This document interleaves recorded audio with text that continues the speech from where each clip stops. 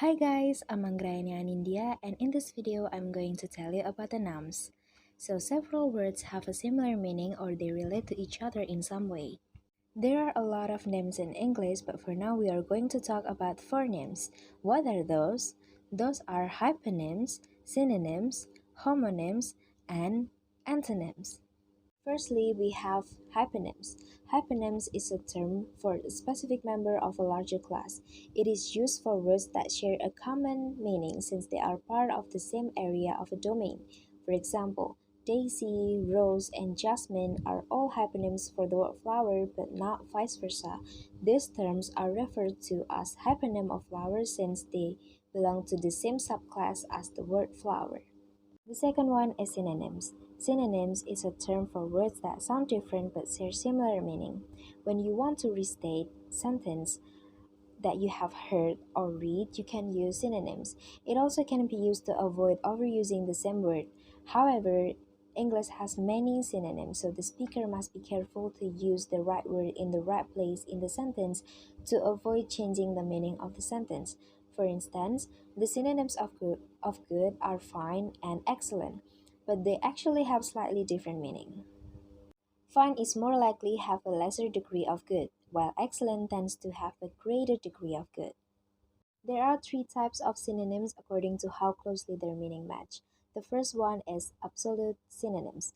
Absolute synonyms have the exact same meanings as each other, for example, drink and beverage. The second one is partial synonyms. Partial synonyms have meanings that are somewhat similar yet differ only slightly. For example, big, gigantic, good, and fine.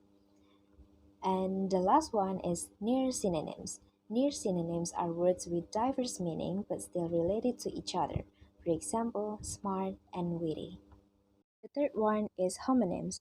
Homonyms is a term to identify words that may have the same pronunciation and spelling but have totally different meaning. For example, rose as in the flower and rose as in the past tense of the verb to rise. There is also merry with the meaning to what and merry with the meaning very happy. This might be confusing, therefore we need to know the context of each sentence. And finally, there is antonyms. The words that have the opposite meaning are called antonyms. They are the words that share many of the same semantic properties but are opposite in at least one of them. There are three main kinds of antonyms. First, gradable antonyms. These antonyms represent opposite ends of a spectrum or scale and can be modified by adverbs, for example, hot and cold. Second one is complementary antonyms. These antonyms express an either-or relationship between two terms where the presence of one term implies the absence of the other, for example, alive and dead. Last but not least, relational antonyms. These antonyms express an opposite relationship between two words, for example, buy and sell, parent and child. So I guess that's all. I hope you understand my explanation and thank you for listening. See you real soon.